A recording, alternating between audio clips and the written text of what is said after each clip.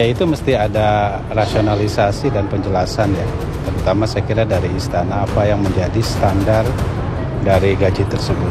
Nah sekarang tanya ke Bu Sri Mulyani, karena kami tidak buat sendiri. Kalau kami buat sendiri, kami naikkan 1 miliar.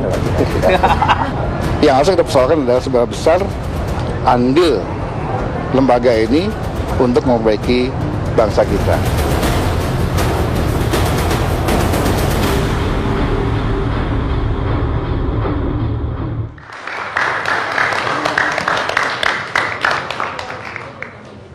Pemirsa,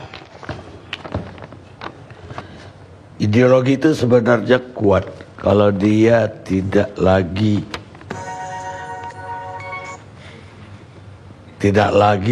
dialami atau diingatkan dan diingatkan. Ideologi itu internalize dengan batin bangsa itu. Dan seperti kata Slavoj Žižek, seorang filosof dari Slovenia, bahwa kita itu merasa merdeka ketika kita tidak mendengar lagi kata-kata bahwa kita kehilangan kemerdekaan. Sekarang giliran Ibu Ratna Sarumpait.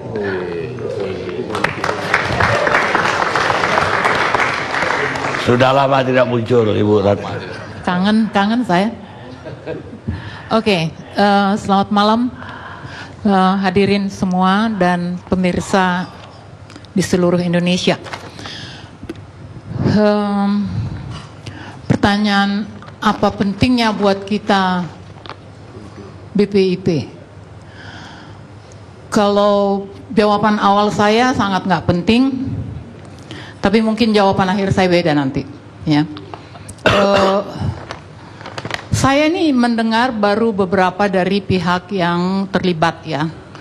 Tapi itu menyedihkan sekali ya, karena saya melihat ini Pancasila hanya urusan butir satu. Padahal Pancasila itu kan ada tentang ekonomi, tentang sosial, tentang politik, tentang yang lain-lain.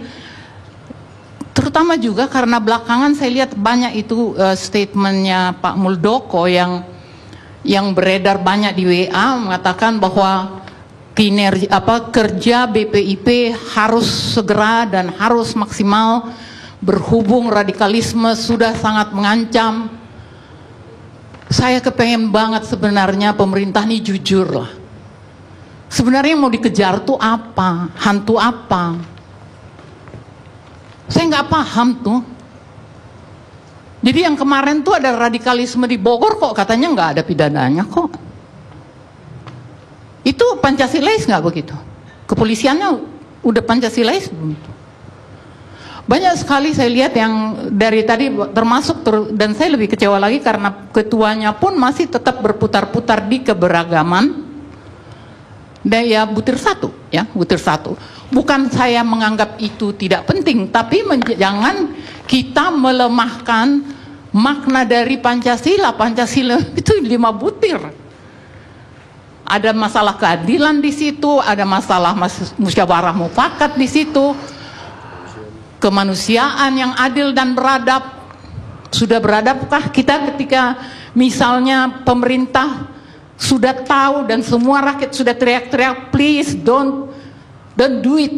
Mereka import beras juga, padahal rakyat sedang panen. Itu Pancasilais nggak? Banyak sekali peristiwa-peristiwa yang sangat tidak Pancasilais. Karena ini terjadi di era ini, saya nggak perlu menyebut ke yang lain ya, tapi terutama di era ini yang menurut saya sangat tidak Pancasilais. Dan menurut saya juga radikalis. Membiarkan rakyat miskin dengan mencopoti semua subsidinya itu, semua orang mengeluh, semua orang mempertanyakan, lah tapi lebih penting tol ya.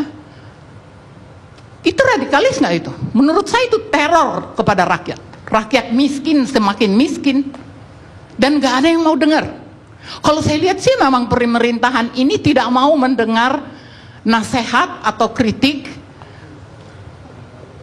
Di samping bahwa seorang yang mengkritik jadi orang yang harus dibully dan dibenci, tetapi yang penting itu aku nggak keberatan deh dibully, tapi dengarlah.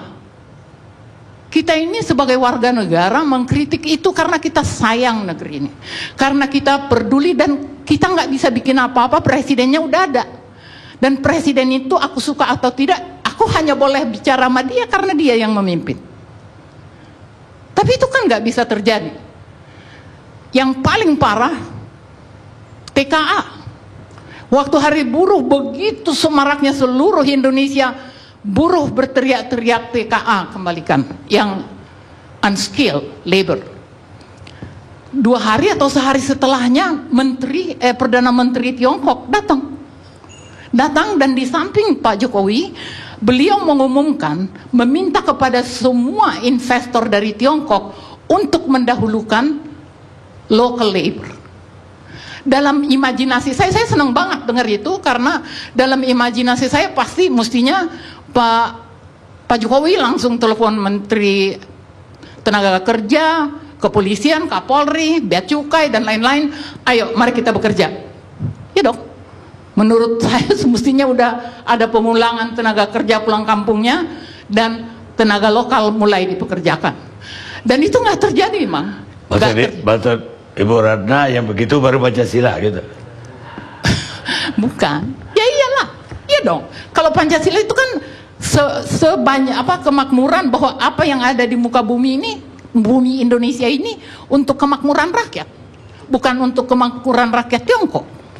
Aku sih sesederhana itu aku melihatnya. Baik, sekarang kita kembali ke topik kita. Pentingkah? Apa pentingnya buat kita? Kalau buat saya sih penting, tapi kecelakaannya juga ya, kayak si Bapak Satgas tadi sama Kepala Satgas juga nggak sadar bahwa Undang-Undang Dasar kita itu sudah diamandemen, dan dari amandemen itu membuktikan tidak ada Pancasila. Undang-Undang Dasar amandemen itu sudah kehilangan nilai-nilai Pancasila. Jadi kalau mau dibikin harus modelnya beda. Harus tujuannya beda, bukan bikin drama-drama. Tapi tujuannya itu adalah mengembalikan fungsi Pancasila, dimasukkan kembali. Sekarang kan setelah amandemen, itu udah nggak ada nilai-nilai Pancasila. Jadi kalau sekarang mau dibikin, misalnya diseleksi semua ini Pancasila, undang-undang yang terbit setelah amandemen diperiksa. Itulah tugasnya BPIP menurut saya. Diperiksa satu persatu, ini masih Pancasila nggak? Ini tunduk pada Pancasila nggak? Itu yang harus dikerjakan. Kalau itu penting dong BPIP. Kan saya udah bilang tadi, ada jawaban terakhir nanti. Kok nggak sabar Bang Karni sekarang?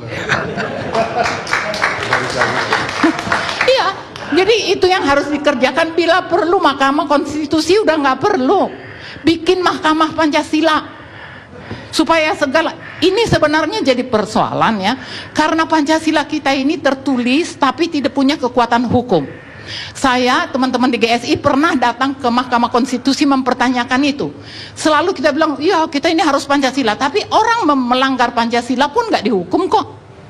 Akhirnya kita carilah cara-cara mengatakan radikalis lah, apalah, dikaitkanlah dengan pelanggaran agama. Perbedaan lah yang diperuncing-runcing, yang hal-hal yang paling rentan dalam keberagaman lah yang disenggol-senggol gitu.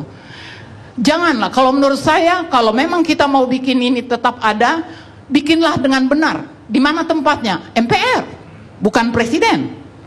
MPR dibentuk misalnya pansel, ya. Ada panselnya gitu. Jangan tahu-tahu Ibu Megawati itu provokatornya amandemen. Amandemen itu terjadi atas semangat Ibu Megawati menggusur kedudukan Gus Dur, itu tertulis di buku NDI. Sejarah itu. Jadi janganlah kita ini sembarangan. Kalau menurut saya ini pekerjaan sembarangan, semua dikerjain asal aja. Kalau menurut saya ini asal-asalan. Sebentar ya.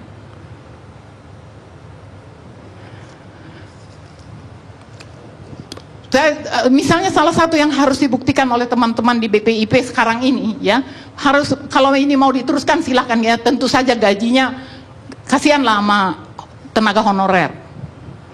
Aku sih nggak tahu soal besaran-besaran itu soal lain ya, Tetapi yang harus betul-betul kita diperiksa aja bahwa antara pembukaan Undang-Undang Dasar 45 dengan Pancasila dan Undang-Undang Dasar itu sendiri udah nggak ada sama-samanya. Pancasila itu kan mortu ke hampir seluruh. Sebenarnya kalau Pancasila ini kita jalankan dengan benar, kayaknya kita akan menjadi bangsa yang sangat happy. Sangat happy. Di pembukaan Undang-Undang Dasar itu jelas anti imperialisme, kolonialisme. Tetapi Undang-Undang Dasar kita yang sekarang, yang hasil amandemen itu, lihatlah hasilnya kita sekarang. Semua harta kita lari ke negara asing. TKA menguasai semua pabrik-pabrik dan tenaga lokal dijajah. Terjajah kita. Jadi saya nggak mau panjang-panjang, itu aja buat saya, Pak Karni. Pesan saya kepada teman-teman, kalau mau dilanjutkan, dilanjutkan dengan benar.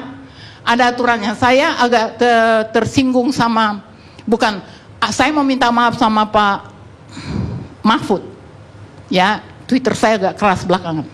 Tetapi Pak, saya ini orang yang melihat Bapak sebagai intelektual. Buat aku ketika Bapak dipanggil, harusnya Bapak lah yang mengkritik pertama tentang status badan ini. Kenapa ini begini Pak? Ini nggak boleh begini. Kenapa bukan Bapak? Saya berharap sekali Bapak lah yang harusnya menegur Presiden atau orang-orangnya bahwa ini udah salah. Jangan di bawah Presiden, harusnya di bawah MPR. Karena ini masalah ideologi. Gitu. Cukup. Ya, begitu.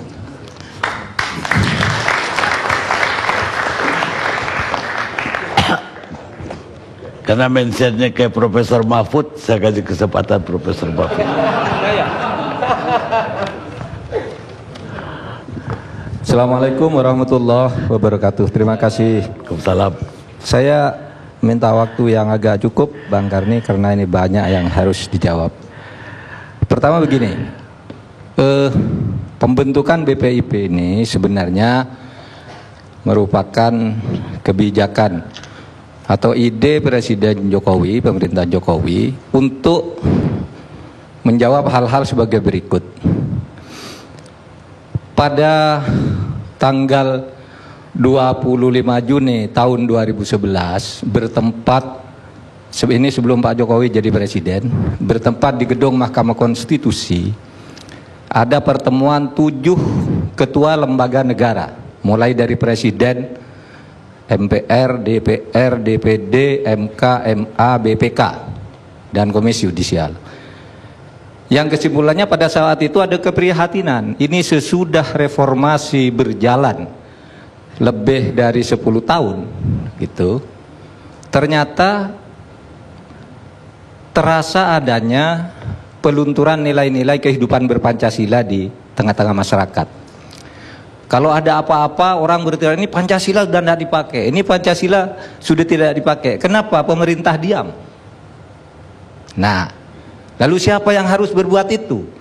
Nah, pada hari itu dipimpin Pak SBY, pertemuan itu disimpulkan bahwa kita harus melakukan langkah-langkah kebijakan. Semua lembaga negara harus berperan aktif dari posisinya masing-masing untuk mensosialisasikan kembali Pancasila, menginternalisasikan dalam kehidupan berbangsa Pancasila itu. Itu keputusan saat itu, 25 Juni tahun 2011.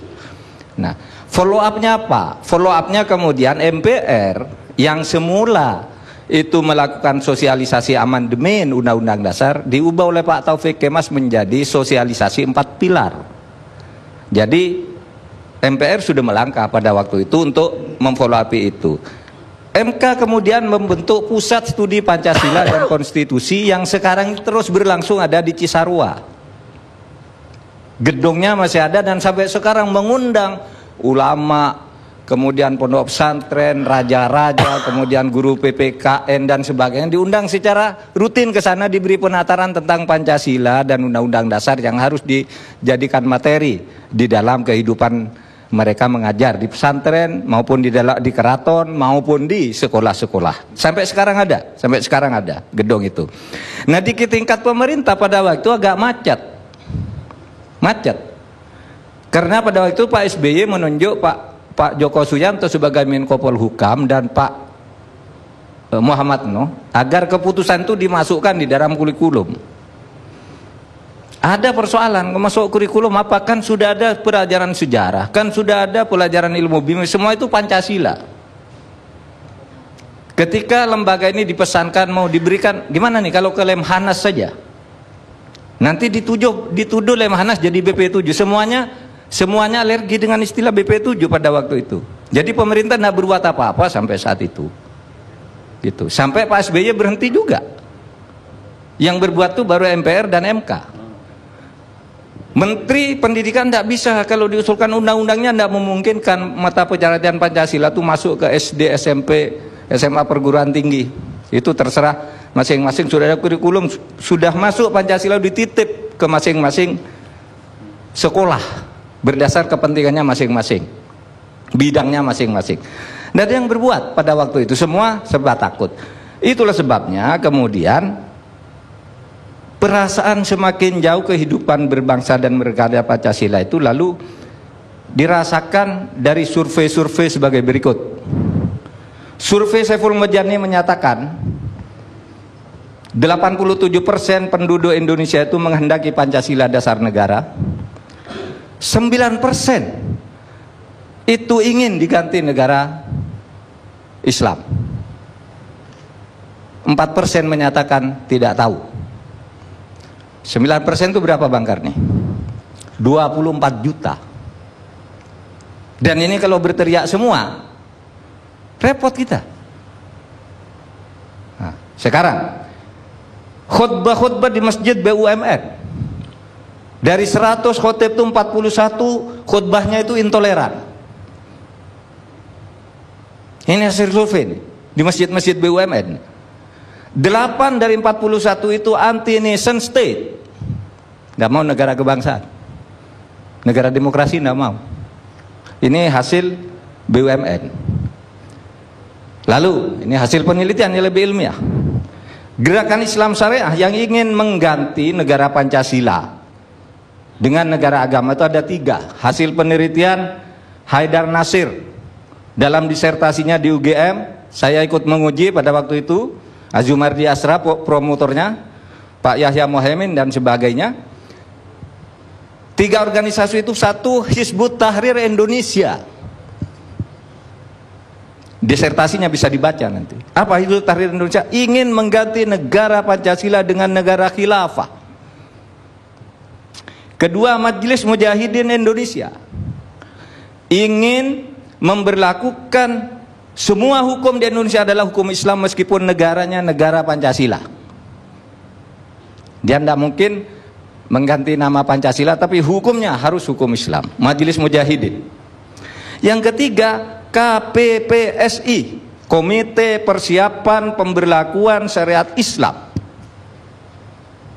di Sulawesi Selatan.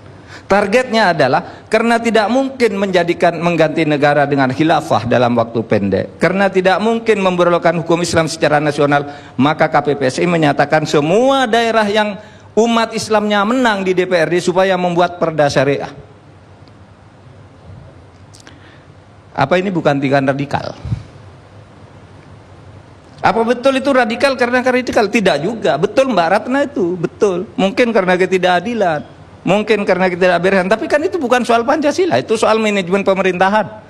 Saya juga sering berteriak. Orang itu berteriak ikut gerakan radikal itu sebagian besar hanya ingin protes karena merasa tidak ada keadilan di negeri ini. Bukan karena radikal benar. Yang radikal berapa orang nih dari jumlah-jumlah ini. Nah, ini semua data nih, berbasis data ilmiah kalau mau bicara ilmu. Bahwa Hizbut Tahrir Indonesia itu sudah hasil penelitian dan itu fakta. Saudara atau Pak Karni, jangan katakan, oh Pak Mahfud itu sejak diangkat menjadi BPIP lalu selalu membenarkan pemerintah menyuarakan Pancasila. Jauh sebelum Pak Jokowi jadi presiden saya sudah menulis ini. Tahun 2003 saya nulis buku, judulnya Setahun Bersama Gus Dur, ada 1 chapter di situ. Judulnya Paham Kenegaraan Menurut Saya. Ini bicara negara Pancasila.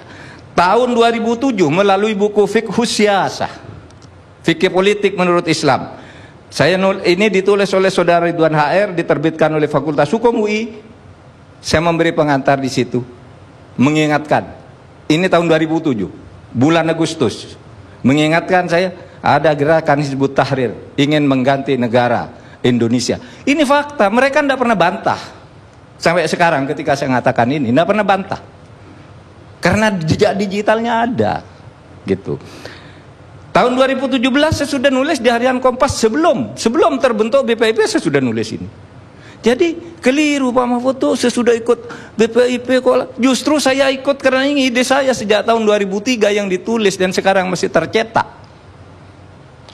Ini yang menurut saya mengancam, gitu. Sehingga lalu saya juga ikut memberi pandangan dalam pertemuan-pertemuan dengan pimpinan lembaga negara waktu itu. Bagaimana ini bahaya. Jadi saya kadang kalau Pak Mahfud tuh kok sekarang selalu membela Pak Jokowi. Kapan saya membela Pak Jokowi? Tidak ada. Saya tidak pernah mengecam, tapi dalam hal apa saya membela? Ini ide saya. Kenapa saya ikut? Ini yang benar menurut saya. Saya misalnya menghantam korupsi EKTP, nggak sama kan dengan Pak Jokowi. Saya menghantam betul Pak Jokowi, silahkan itu urusan KPK. Saya mendorong bahwa EKTP itu dilakukan oleh Setia Novanto, benar. Saya berteriak berkali-kali di ALC ini, tidak karena Pak Jokowi juga. Gitu. Nah, oleh sebab itu, ini soal kebenaran, ini soal hati nurani. Soal hati nurani. Nah, kemudian saya apa yang ingin saya katakan ini? Jangan sampai begini, kalau negara ini terlanjur rusak nanti kacau, lalu Anda bilang, salahnya pemerintah, tidak berbuat apa-apa, pemerintah kok goblok, dibilang begitu nanti. Kalau dibilang balik, lah kan Anda yang selalu ribut, tidak boleh pemerintah lakukan itu. Lah saya kan hanya usul, katanya, Anda yang bertindak. Nah, kalau negara sudah terlanjur hancur seperti itu, kita tidak bisa berbuat apa-apa. Bahwa ini negara demokrasi, oke. Ini negara demokrasi. Semua boleh berbicara. Anda boleh berbicara ideologi bukan Pancasila, boleh berbicara. Tapi ini negara demokrasi, saya juga boleh untuk menentang Anda. Kan begitu. Nah, kemudian saya sedikit Bu Ratna, Mbak Ratna yang baik hati, gini, orang melanggar Pancasila itu memang di mana-mana tidak dihukum. Sejak dulu sampai sekarang orang melanggar ideologi itu tidak dihukum, Bu. Di Amerika di mana yang dihukum itu adalah orang melanggar undang-undang yang merupakan terjemahan dari ideologi. Orang melanggar undang-undang dasar tidak dihukum, tidak ada hukumannya. Orang dihukum itu karena melanggar undang-undang yang merupakan terjemahan dari undang-undang dasar. Kalau undang-undang dasar itu belum ada diturunkan dalam undang-undang yang disertai ancaman, berapa hukumannya kalau melakukan itu? Baru. Misalnya di undang-undang dasar presiden dilarang membubarkan DPR. Gus Dur membubarkan DPR, tidak dihukum. Bung Karno membubarkan DPR, tidak DPR. Karena mau dihukum dengan pasal berapa ayat apa? Tidak ada. Itu hukumannya politik aja, sudah berhentikan dari jabatannya. Karena memang tidak ada undang-undang untuk itu. Belum ada undang-undang untuk itu. Nah, kemudian begini ya, saya harus mengklarifikasi juga beberapa soal. Gini Bu, ada deputi perundang-undangan yang menampung usul Ibu itu tadi, Bu Ratna. Deputi perundang-undangan ini nanti di BPIP akan mengatakan begini, semua undang-undang dan peraturan daerah itu akan direview bersama antara BPIP dan kesekjenan di DPR. Kami sudah berbicara ke DPR, sudah, dan saya kira tinggal habis lebaran nanti di follow up. Mari kita lihat sekian ribu undang-undang ini mana yang sesuai dengan Pancasila, mana yang tidak, gitu. Lalu kemudian gini, kalau semacam BPIP itu ada di bawah MPR, sebenarnya tidak benar juga, karena dia kan lembaga permusyawaratan rakyat, tidak boleh mempunyai lembaga operasional seperti eksekutif. Sebenarnya tidak ada di mana-mana kok punya begitu yang bergerak ke masyarakat. Itu sudah benar di pemerintah, cuma pemerintah waktu itu mau diserahkan ke Lemhanas tidak mau, janganlah nanti kami dituduh macam-macam gitu. Nah, kemudian harus saya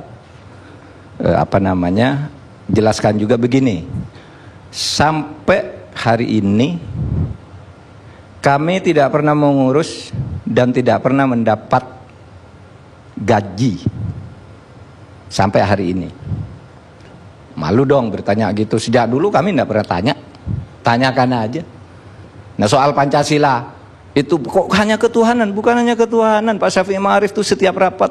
Pancasila itu yang menderita adalah sila kelima. Yang lain-lain itu sudah gampang lah, kata Pak Syafi'i Ma'arif. Yang sila kelima itu yang menyebabkan terjadinya keresahan di masyarakat, keadilan sosial.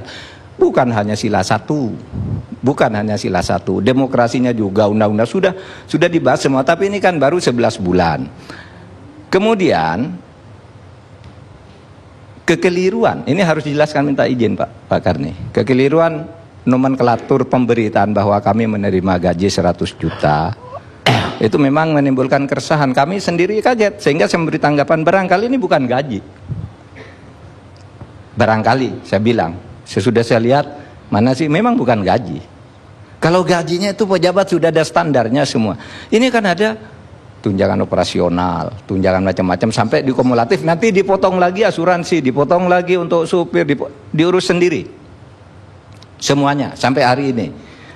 Bayangan kita itu. Apa benar ini?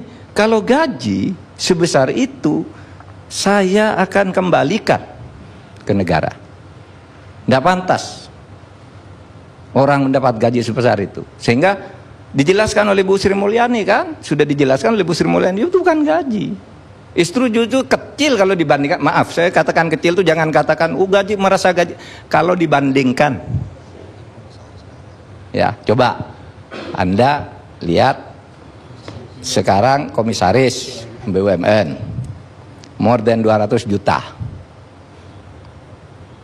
Tidak semuanya, tetapi yang besar-besar itu lebih dari itu. Gubernur BI 199, Ketua MA dan Ketua MK 125 ditambah 100 DOP. Dan ada orang ribut, tidak mempersoalkan. DOP gubernur di DKI Jakarta itu saja 4,5 miliar sebulan. DOP, tahu artinya DOP, dana operasional. Itu adalah sekian per mil dari pajak dan retribusi daerah. Kita tidak ada. Yang 100 juta itu hanya untuk ketua lembaga negara. Maka saya tanya, ayo. Nah, memang kemudian Mbak Ratna mengatakan begini, itu Pak Mahfud itu gimana sih? Sesudah punya kepentingan lalu dibongkar bahwa gaji DPR itu besar, kebobrokan itu besar. Enggak, bukan sekretariat pimpinan. Ini saya nih, tolong di-shoot nih. Saya tahun 2010 sudah berteriak di majalah Gatra ini. Saya sebagai pejabat menjabat gaji lebih dari 100 juta.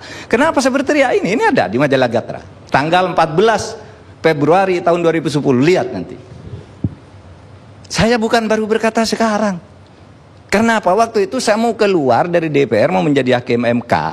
Saya harus buat laporan kekayaan ke KPK. Sesudah itu saya lihat rekening. Loh kok besar sekali, saya kok jadi kaya raya, saya bilang. Nanti saya dituduh oleh KPK korupsi. Lalu saya datang ke DPR. Nih, mana? Kok rekening saya besar sekali? Saya minta apa saja yang saya terima tiap bulan. Nah, muncullah di situ, ya. Gajinya sih Pak Alvin memang 15 juta, 46 juta lah yang di-store ke rekening kita. Tapi yang diterimakan langsung itu kan banyak sekali. Yang 46 juta itu kalau saya masuk rekening, nih gaji anggota DPR 46 juta. Sesudah itu kan banyak lagi. Kalau Anda bahas satu undang-undang 5 juta rupiah. Ya kan? Anda nanti reses 3 bulan sekali itu selain dapat uang saku, dapat uang hotel, juga dapat uang konstituen 47 juta. Itu tidak usah dipertanggungjawabkan, yang banyak itu tidak dibayarkan. Ketua DPR, MPR dapat DOP lagi 100 juta. Kalau Anda ke luar negeri dapat dolar. Sekarang Bang Karni, di undang-undang tuh malah DPR minta dan sudah disetujui oleh negara, setiap anggota DPR punya dana serap aspirasi 20 miliar satu bulan, satu orang, satu tahun, satu orang. Sekarang ini. Siapa yang ribut ini? Kita sudah ribut bertiak, terpaksalah pemerintah menyetujui itu. Karena apa? Karena kalau tidak, RAPBN-nya tidak disetujui. Pemerasan dong. Kenapa? Pemerasan. Ya pemerasan politik sudah jelas. Kenapa lalu kami yang begitu dituding-tuding? Coba yang ini buka ini struktur penggajian kita. Kalau enggak nanti Presidennya tidak bisa bergerak, disandra oleh DPR. Kalau ini tidak boleh. Sehingga DPR menyetujui, tapi sesudah disetujui uangnya tidak dikeluarkan. Syukur alhamdulillah hirabbil alamin. Pemerasan itu termasuk tidak Pancasilais kan? Itu sangat tidak Pancasilais, gitu. Hah?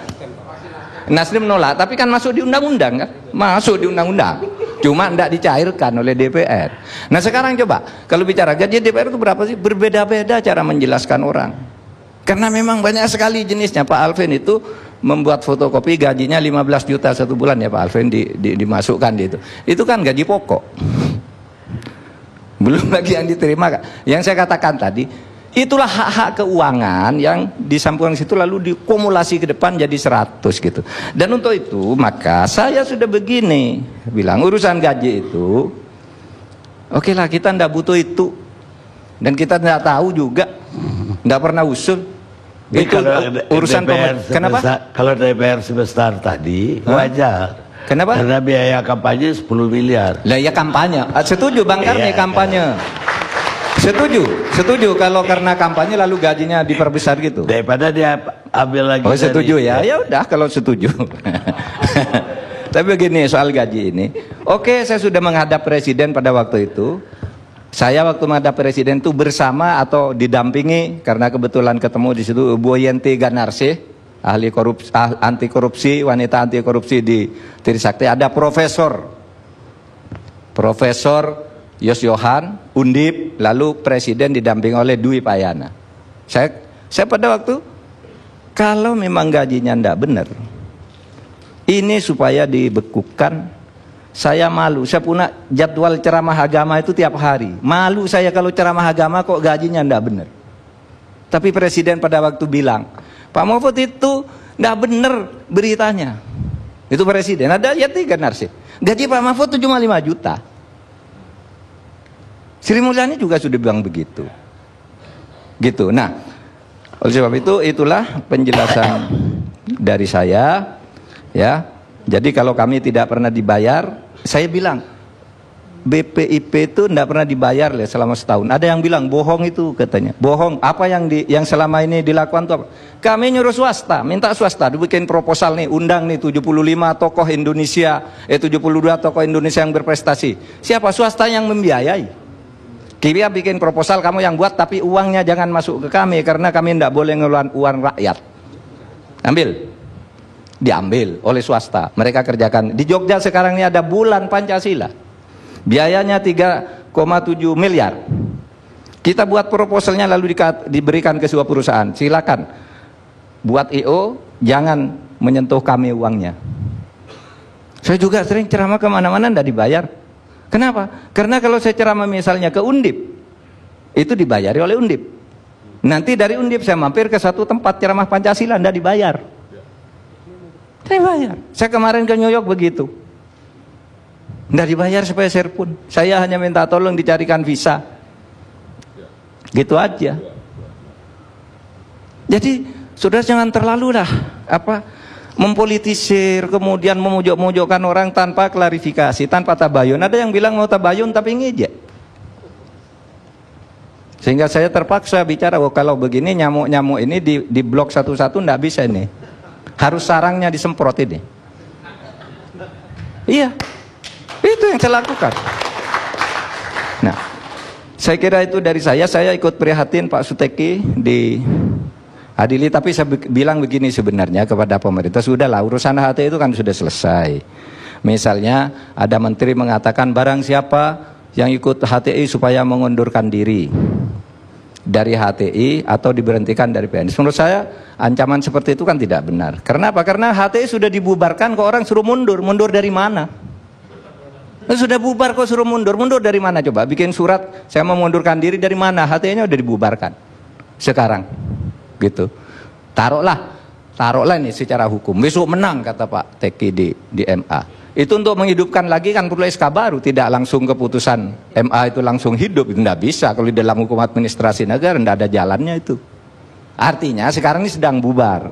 Nggak usah lagi diancam-ancam, kita bersatu, karena mungkin sebagian dari mereka tuh semuanya niatnya ada yang baik tetapi tidak ngerti bahwa HTI punya agenda yang tidak pernah dibantah untuk mengganti negara kesatuan Republik Indonesia ini dengan khilafah. Dan itu dokumennya ada. Assalamualaikum warahmatullahi wabarakatuh. Waalaikumsalam. Ada apa Ibu? Menambah dikit aja. Yang tadi saya katakan MPR Pak, bukan, saya nggak tahu, saya mau nambahin aja bahwa MPR di dalam bayangan saya BPIP ini nggak boleh menjadi lembaga forever. Harusnya tuh ad hoc. Kalau udah beres semua pasal-pasal di undang-undang kita sudah Pancasila, sudah bernyawa, sudah bernilai Pancasila, harusnya kita harus ditantang masyarakat itu mampu nggak dia bergaul dengan kebenaran undang-undang itu. Jadi itu juga sama dengan kekuatan hukum tadi, bukan menjadi Pancasila itu seperti yang dikatakan oleh Pak Mahfud, tapi maksud saya kalau nyawa dari Pancasila, kalau nilai Pancasila tidak masuk di dalam undang-undang, ya itu yang harus dipersoalkan maksudnya. Maksud saya itu makanya juga menjadi penting Mahkamah Konstitusi itu jangan konstitusi yang mana, harusnya ya Mahkamah Pancasila karena itulah konstitusi kita. Lalu mengenai kalau ada gerakan yang sekarang sudah dijalankan oleh BPIP misalnya untuk mencegah radikalisme dan lain-lain, salah satu cara mencegah radikalisme itu menurut saya yang harus dikerjakan oleh BPIP, bicaralah sama Pak Jokowi supaya itu dipulangkan tuh unskill, mulai mencicil pekerjaan. Jadi ada hal-hal yang sudah keluar dari Pancasila itu sudah mesti dibicarakan. Itu kan nggak dosa membicarakan, mengingatkan bahwa ini sudah jauh, terlalu jauh. Gitu. Terima kasih. Sekarang karena yang di-mention Pak Alvin Lee saya kasih. Ini karena saya di-mention Pak Mahfud juga. Jadi mungkin yang belakangan rame itu gara-gara mungkin saya menjawab tweetnya Pak Mahfud bahwa pada saat di DPR beliau sebulan sudah mengantongi 150 juta. Nah, dan disebutkan tahunnya 2004. Saya buka-buka juga arsip saya, arsip teman-teman. Saya juga heran, 150 juta per bulan itu duit dari mana? Sebab gaji di DPR dan untuk Romo juga nggak ada yang namanya gaji, semuanya hak keuangan, uang kehormatan dan sebagainya. Jadi kalau dalam bahasa awamnya itu disebut gaji, tapi dalam bahasa pemerintahannya semuanya hak keuangan, uang kehormatan dan sebagainya. Tahun 2004 gaji itu hanya sekitar 4 juta, 3, sekian 4 juta plus tunjangan macam-macam. Kami di fraksi ada tunjangan pimpinan fraksi, ada perumahan, perumahan itu in kind ya karena kita tinggal di perumahan DPR. Kemudian juga ada tunjangan komunikasi. Jadi dari 3,5-4 juta itu total sekitar 40 sekian juta sebulan. Nah tadi Pak Mahfud menyampaikan uang sidang untuk pembahasan RUU sampai jadi undang-undang. Betul, bukan 5 juta, 6 juta malah. Tapi itu untuk satu undang-undang. Dan satu undang-undang pengalaman saya paling cepat itu 7 bulan baru jadi. Dan ada rancangan undang-undang dari 0 sampai jadi itu 4 tahun, Pak. 4 tahun pun juga dapatnya 6 juta. Perjalanan dinas ada indeksnya, itu sebagaimana pejabat negara, pejabat pemerintah semua ada indeksnya. Dalam negeri ke kota mana itu X rupiah per hari dan sebagainya. Keluar negeri ada memang indeksnya, kalau nggak salah sekitar $350 sehari. Itu mau dipakai untuk apa terserah. Sedangkan kalau untuk kunjungan reses ke daerah, ya kalau ada anggota DPR yang tidak menggunakan uangnya itu untuk pembinaan konstituen, ya bodohnya dia. Karena itu sebetulnya adalah untuk pembinaan konstituen agar partainya juga dapat suara baik, dianya nanti juga dapat suara baik. Tapi kalau anggota DPR yang mata gelap itu nggak dipakai dan tidak ada pertanggungjawabannya, ya pertanggungjawaban politik.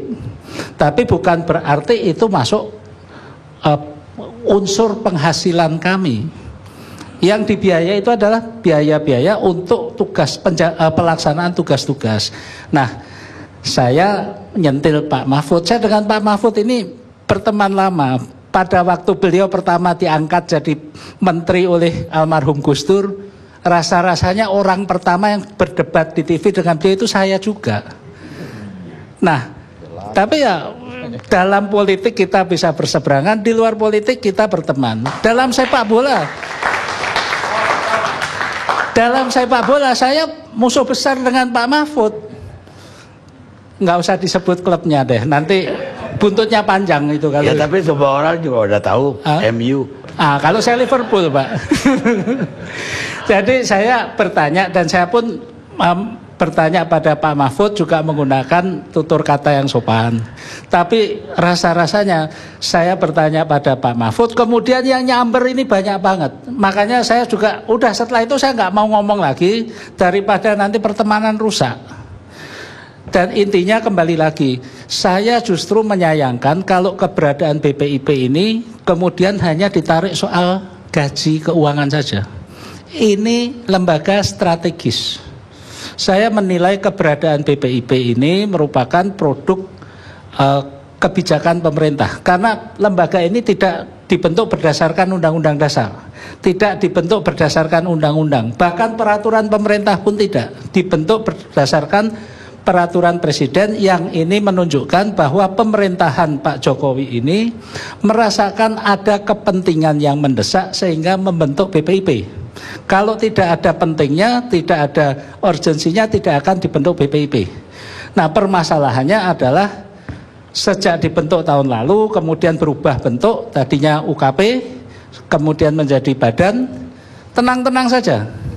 Giliran hak keuangannya bocor ke publik, sebetulnya bukan bocor, diungkapkan kepada publik karena ini adalah informasi publik menggunakan anggaran negara. Ramelah. Kenapa rame? Kembali lagi, ujung-ujungnya saya lihat ini jadi rame karena sila kelimanya itu belum ada. Keadilan sosial bagi seluruh rakyat Indonesia belum. Kenapa? Pak Mahfud menyampaikan sudah berapa bulan ini sudah bekerja, tidak digaji dan sebagainya. Nah, ada juga pejabat yang menyampaikan, kalau tidak salah Menteri Keuangan, mereka ini sudah bekerja 6 bulan tidak digaji dan sebagainya. Nah, ini yang kemudian mengusik banyak orang. Dalam pemerintahan ini ada yang namanya pejabat negara, ada yang namanya ASN, ada juga pegawai tetap yang bukan ASN, ada yang honorer dan sebagainya. Permasalahannya adalah hak-hak sosial pegawai tetap di instansi-instansi pemerintah ini banyak yang belum mendapatkan hak-hak normatifnya. Misalnya, mereka sampai hari ini tidak bisa ikut BPJS Ketenagakerjaan karena peraturannya belum keluar. Ini padahal BPJS sudah berapa tahun. Dan di sebagian kementerian bahkan pegawai tetapnya yang bukan ASN karena tidak ada peraturan pemerintahnya, tidak ada pos anggarannya, itu harus merekayasa diambilkan dari pos lain agar mereka bisa ikut BPJS Ketenagakerjaan. Itu pun ikutnya bukan atas nama lembaga pemerintah, tapi lembaga pemerintah yang diperlakukan sebagai persero. Nah, hal-hal seperti ini yang kami nilai mengusik respon masyarakat. Kalau hak-hak pekerja, terutama di sama-sama pemerintahan, indeksnya ini ada transparansi, mereka hak-hak dasarnya untuk BPJS Ketenagakerjaan saja bisa ikut. Saya yakin nggak akan ribut-ribut amat soal begini. Dan kalau kita melihat Dewan Pengarah BPIP, tokoh-tokoh Bu Mega, Pak Tri Sutrisno, Buya Syafi'i, Pak Mahfud, ini orang-orang yang kami nilai sudah selesai urusan duit. Kasarannya mereka nggak digaji pun nggak pusing soal ini. Tapi ketika angka-angka ini keluar, terusiklah, terutama yang sudah bertahun-tahun statusnya pegawai tetap di instansi pemerintah, tapi hak-hak normatifnya tidak dipenuhi oleh pemerintah. Saya di Ombudsman dan teman-teman di Ombudsman menilai apa yang dilakukan pemerintah ini sudah suatu maladministrasi, pengabaian kewajiban hukum, pembiaran. Nah, mudah-mudahan dengan ramenya BPIP ini, para pengarah ini dapat mendesak pemerintah. Jangan cuman kita khotbah tentang Pancasila, tunjukkan perilaku pemerintah terhadap pekerja-pekerjanya di instansi pemerintah juga Pancasilais. Saya kira gitu aja, Pak. Terima kasih.